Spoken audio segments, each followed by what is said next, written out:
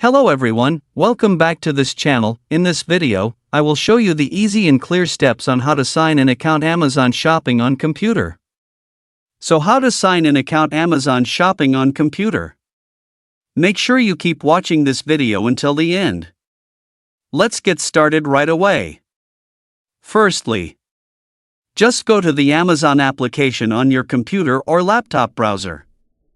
And this is the initial display on Amazon Shopping. Next, just direct the cursor to the upper left corner of the screen. Here there are several menus. And tap the All menu here. Here will appear several menu options that you can use. Scroll down yourself. And tap the Sign In menu. Then this menu will come out. Type the email or number used in your account. Then tap Continue.